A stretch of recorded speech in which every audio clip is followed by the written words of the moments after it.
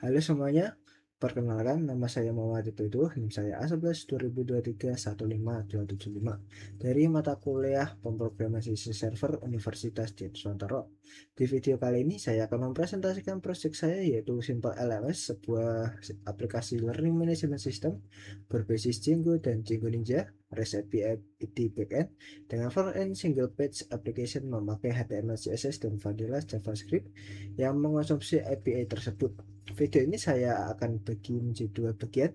Pertama, demo aplikasi lewat UI selama sekitar 5 menit, dan kedua, kode review selama sekitar 10 menit lebih mungkin, mencakup arsitektur, beberapa fungsi penting, tantangan yang saya temui, dan pembelajaran dari proyek ini.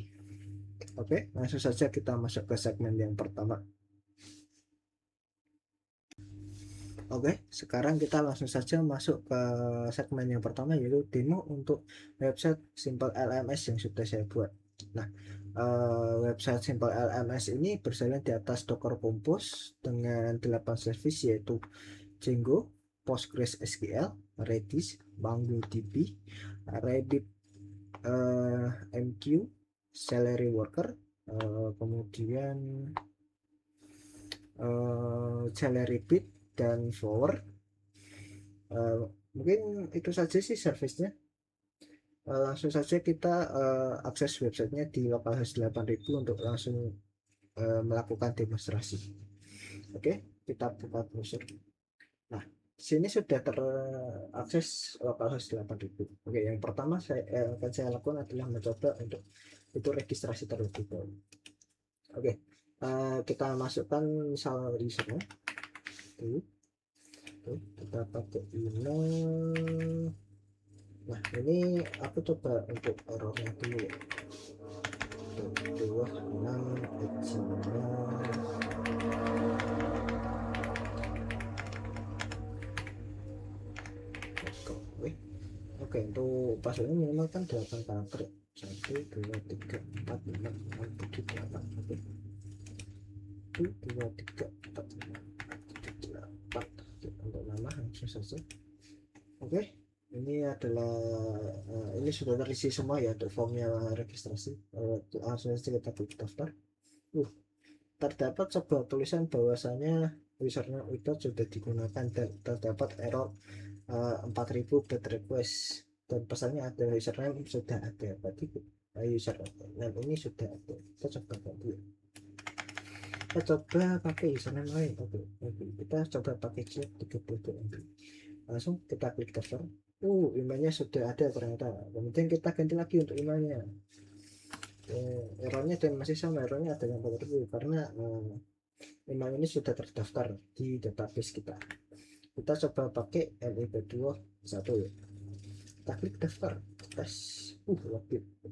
Registrasi berhasil. Kemudian kita coba lagi ya. Tadi pakai 32, kemudian passwordnya.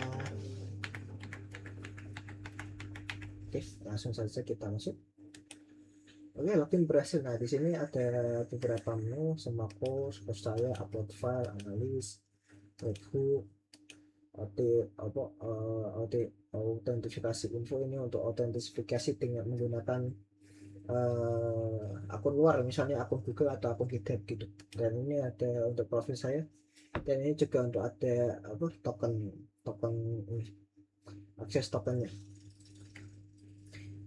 Oke, yang pertama ini saya kan loginnya untuk student. Langsung saja saya coba untuk pilih course dulu ya. Nah, di sini kan kita belum ada course. Nah, kita coba klik enrollment, misalnya data analis.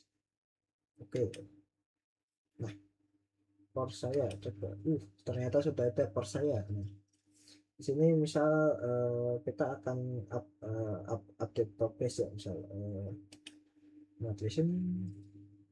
Isi enrollment dulu, misal enrollmentnya update progress. Langsung saya klik di enrollment 133, listennya ini 189 sembuh. Klik statusnya selesai, simpan progress. Oke, terus kita coba janda asal juga. Errornya wajib diisi. Oke, ternyata ini belum diisi ya enrollmentnya ya. Kita coba isi sampai 33. Oke, generate. Sertifikat sudah tergenerate. Cek status, cek status. Ini statusnya sukses ya guys ya. Kemudian untuk langsung ke upload file saja, kita misal upload file gambar aja ya. Coba screenshotnya ya, coba screenshot. File sudah berhasil terupload ya. Untuk dokumen sama saja karena ini untuk mempersingkat waktu sebenarnya kita cari saja yang cukup kecil. Ini rancangan semester itu. Oke, sudah berhasil terupload ya. Nah, untuk analisis ini seperti biasa not for school dan karena belum ada catatan aktivitas start lesson belum ada. Ini untuk buat catatan ya. Oke, ringkasan ya. Untuk ringkasan ini isinya ada ini. Enrollment hari ini kita melakukan enrollment, terus enrollment cost, kemudian untuk webnya ini sudah tersedia dan ini belum saya implementasikan lanjut untuk gimana sih bisa ya intinya ini untuk webnya ini sudah ready untuk dipakai cuman nah ini kan sudah ready kan, sudah ready untuk misalnya untuk payment access gitu, payment sukses cuman untuk event dari web luarnya emang belum saya integrasikan karena saya masih bingung ini gimana gitu, tapi ini sudah siap dipakai gitu. Dan untuk login Google dan login GitHub-nya sudah ada. Nah ini untuk refresh open, untuk cek refresh open misal kita lihat dulu untuk token kita di belakangnya ada LG V MG intinya inilah, kita coba klik refresh. Oke, refresh token berhasil, kita lihat. Oke, kan hasilnya tokennya berhasil berubah gitu. Nah, langsung saja kita kembali ke bagian admin. Nah admin ini dia juga aksesnya kurang lebih sama dengan instruktur ya.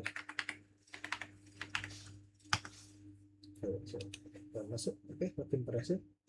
Saya sama course ya, ini untuk hemat admin. Nah di sini ada pola course ya. Ini yang kemarin buat testing sih. Ini pola course, ini ada beberapa course, misal kita unpublish. Nah ini kan jadinya statusnya draft kan, bukan publish ya. Kalau dipublish nanti ada gitu. Misal contoh kan course 100 ini kan 100 course lab 100 ya, kita coba cek di course. Nah course-nya kan nggak ada tuh. Nah, kita coba aktifkan publish. Nah ada dia. Kemudian ini untuk buat course misal judulnya makin beginner, harganya cuma kita kasih 18.000. Kita buat kurs. Nah di sini kan dia masih makin ya, kita klik publish dulu. Dan di sini juga ada fitur edit sendiri, ini ada fitur edit dan juga fitur nanti di sini bisa kita ini beginnernya segini, terus misalnya kita batasin isi course dulu. Course-nya apa ID course-nya berapa ya, 102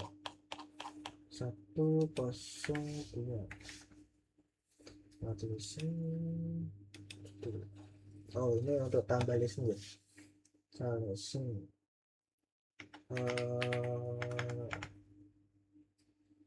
apa ya, pokoknya pelajaran lah, pelajaran. Di sini bahasanya misalnya opsional 1 tambah listen, listen sudah terbuat dari sini.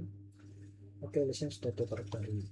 Kemudian nih untuk apa sudah saya praktekkan tadi. Nah ini untuk seterus admin. Nah di sini aku file yang saya upload tadi dia maksudnya ke sini ya.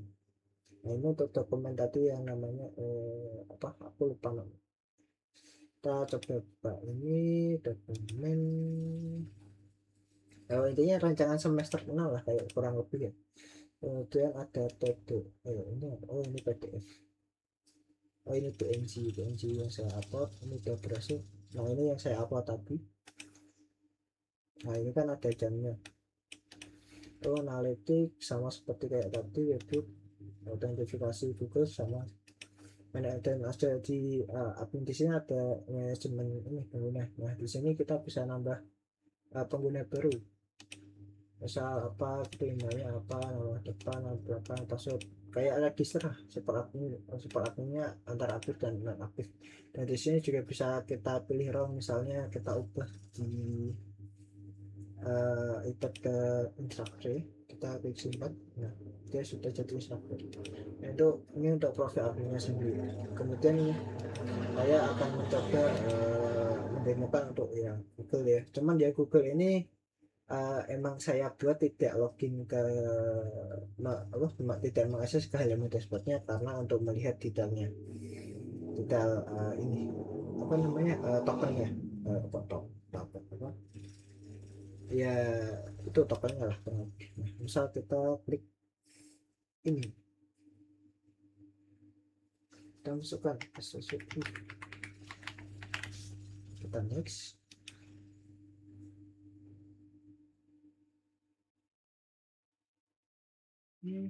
Oke, kita lanjutkan.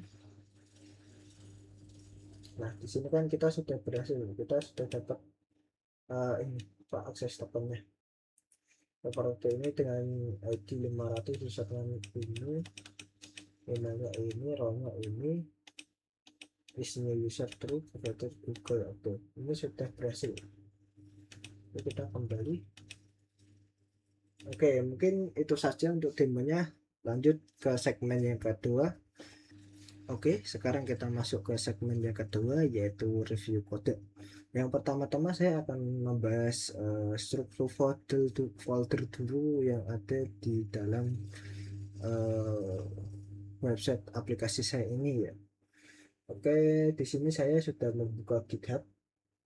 Karena apa saya buka GitHub ya? Karena biar gampang saja untuk melihat strukturnya, karena di sini sudah saya susun untuk readme.md-nya, jadi terlihat lebih jelas daripada kita buka di Visual Code, dia masih kurang rapi dan tidak terlihat semuanya. Jadi saya putuskan untuk melihat yang di GitHub saja. Jadi di sini uh, untuk folder root sendiri itu yaitu simple lms, lebih tepatnya simple lms ini ya. Kemudian di sini ada docker compose YAML untuk konfigurasi kontainer, kemudian docker file untuk build image, kemudian env example yaitu ya template env requirement.txt, kemudian isinya library pattern dan dependency yang nantinya bisa diinstal saja dengan command line pip install requirement.txt, atau apa sih lupa aku, kurang lebih kayak gitu sih, pip install setiap requirement.txt kayaknya kurang lebih. Kemudian ada manage.py yaitu JPJ itu, kemudian ada postman collection.json, postman collection untuk testing API, terus jwt setting.pum.pem, RSA yaitu RSA private key. Di sini tidak di commit ke GitHub ya, tapi ada di folder di apa di apa folder saya. Nah ini ada dua ini kan, dua ini tidak saya push ke GitHub. Nah kemudian ada folder config yaitu pusatnya setting-setting ya, pusatnya setting-setting yang ada di kok setting saya, pusatnya konfigurasi yang ada di website saya. Lebih tepatnya ada di setting.py sih ini konfigurasinya, yaitu mulai dari Django, Shell, JWT, Redis, dan Celery. Kemudian ada folder course. Nah, folder course ini adalah model dari LMS saya. Di sini juga ada migration yaitu file migrasinya, ada admin.py yaitu konfigurasi Django admin, dan beberapa file lainnya. Kemudian ada API juga, ini ada isi dari REST API. REST API nya di sini. Sini ada skema, ada helpers, ada main.py, ada task, ada MongoDB service, minimal service, routers, dan ada folder routers di dalamnya, isinya API yang ada gitu. Kemudian ada script ini adalah sheet data ya, yang langsung bisa dimigrasi ke database gitu. Kemudian ada future initial data to JSON data awal hasil dan data.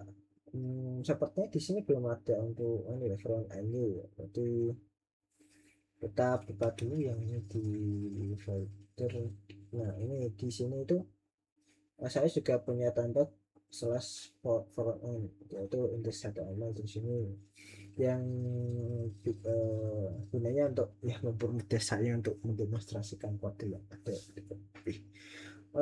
Kemudian kita buka apa lagi ya, kemudian untuk kode review, so dan 3 explain minimal 3 function method penting, function dengan logic complex, step management implementation, API integration, public database operation. Oke, kita ke mana dulu ya,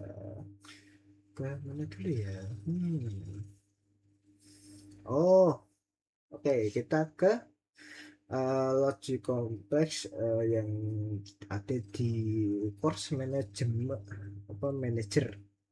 Oke, kita buka dulu course, kemudian ke folder manager.py ya. Nah di sini wah rambut dikit nih coy, rambut cuma 12. Oke, function pertama yang saya highlight adalah for listing. Kita cari dulu, Ctrl F4 underscore listing. Nah, for listing ini di sini ya. Nah, logiknya itu kompleks karena berurusan dengan optimasi query database ya.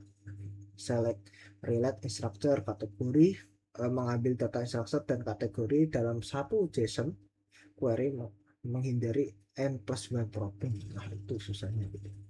Terus annotate. Nah bukan, maksudnya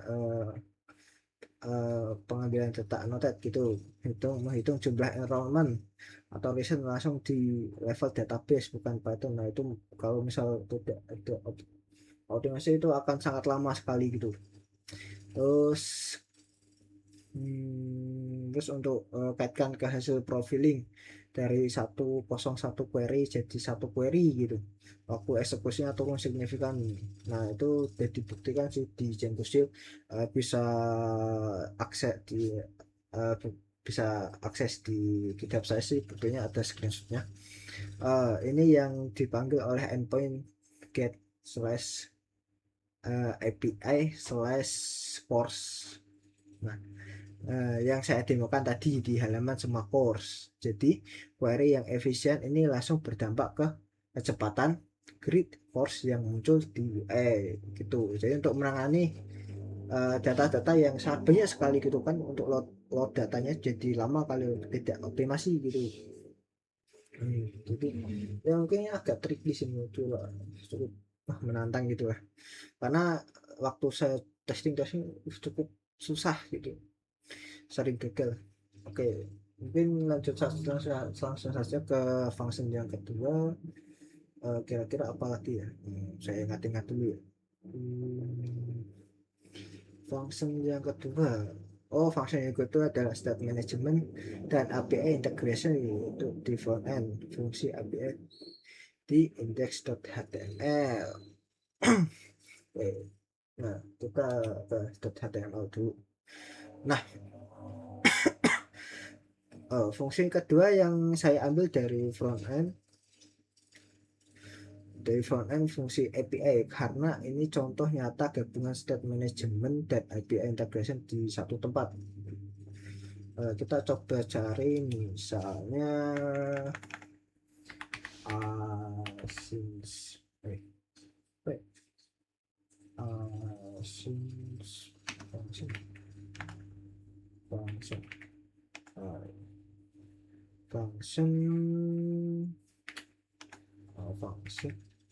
function apa ya? function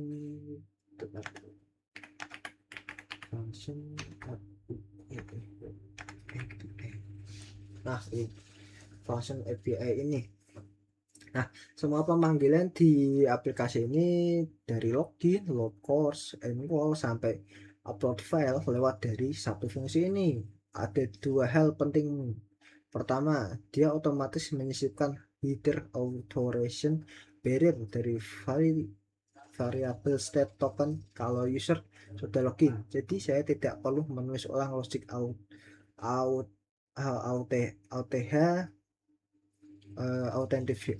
logic autentifikasi di 40-an tempat berbeda. Kedua, dia punya error handling terpusat kalau respon bukan oke, dia berpesan error dari Django Ninja dan melempar error JavaScript yang kemudian ditangkap oleh setiap fungsi pemanggil dan ditampilkan lewat alert underscore HTML. Ini yang membuat semua pesan error di form login gagal, validasi gagal, izin ditolak muncul konsisten di seluruh aplikasi. Seperti halnya tadi yang sudah saya contohkan gitu. Kan tadi ada error bahwasanya nama username sudah terdaftar atau email sudah terdaftar gitu. Oke, kemudian kita langsung ke function ketiga. Function ketiga apa lagi? Oh, ini database operation dan API integrasi. Nah, ini ada di course root_routers.py ya dengan Redis change. Oke, kita coba cari dulu mana sih.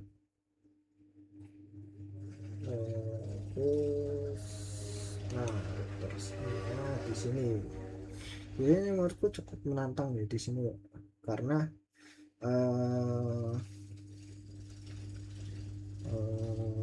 gimana ya?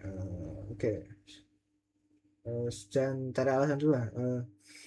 Ke mana dulu? Ke ini pemanggilan fungsinya dulu. Nah, di sini pemanggilan fungsinya adalah get API / course di course underscore routers.py yang dipanggil oleh fungsi load course di front end saat saya membuka halaman semua course tadi. Ini contoh caca aside pattern yang dikombinasikan Redis dan PostgreSQL. Alur requestnya itu masuk generate charge key berdasarkan page dan filter terus Redis dulu terus cek Redis dulu gitu. Charge hit langsung return dari Redis tidak sentuh database. Terus charge miss query ke Postgres lewat course manager.for underscore listing function yang saya jelaskan sebelumnya tuh simpan ke Redis dengan TTL 300 detik. Invalidasi setiap post put delete course yang saya demo di 1.4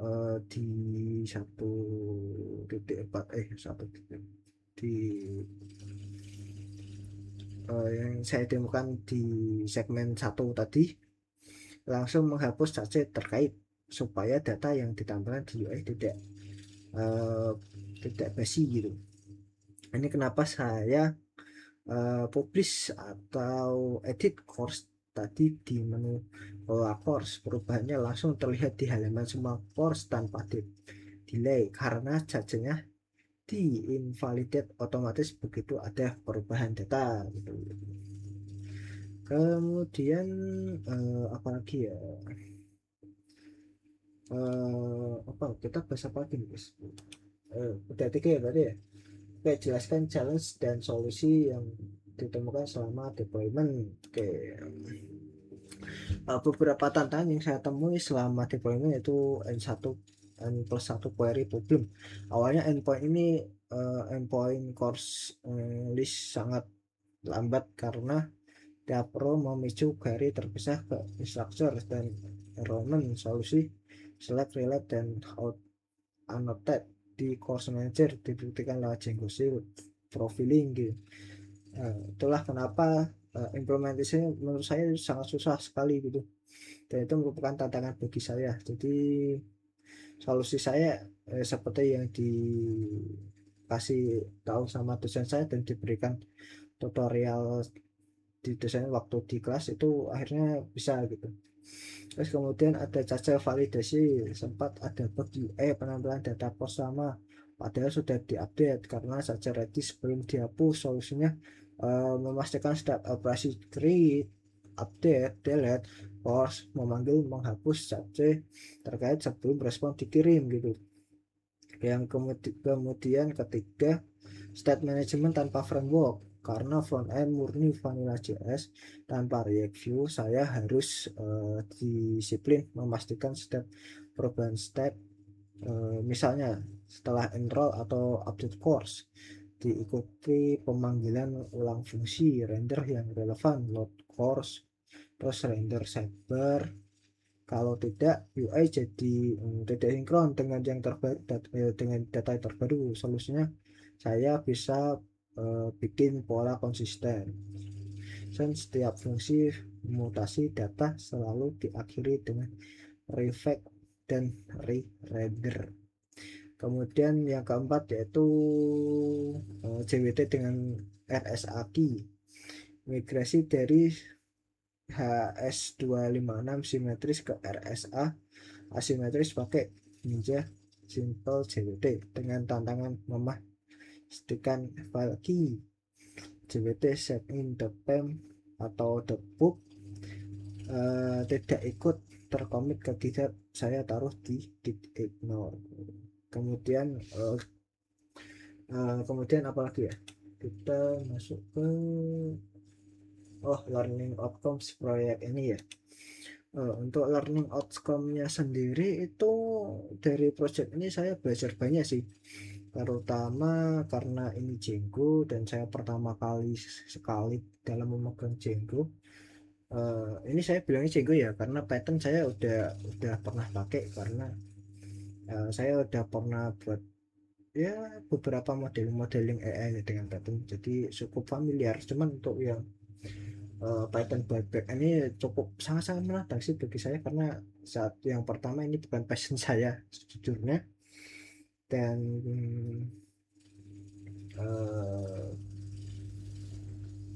apalagi ya,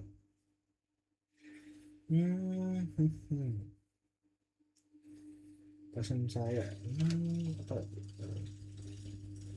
ini karena dia Python ya, jadi kan dia berbeda dengan Laravel. Nah saya itu sebenarnya juga pernah pakai Laravel ya, dan akhirnya saya setelah belajar beberapa ini ternyata saya menyadari bahwa satu hal itu sebuah prinsip di mana yaitu MVC itu penting. MVC adalah itu model, view, dan controller.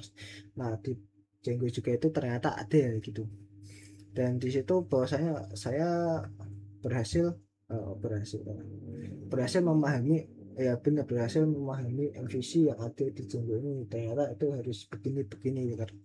Karena itu ternyata implementasinya cukup berbeda dengan yang ada di Laravel gitu, di PHP. Jadi itu sebagai bahan pembelajaran saya gitu. Nah kemudian apa lagi ya,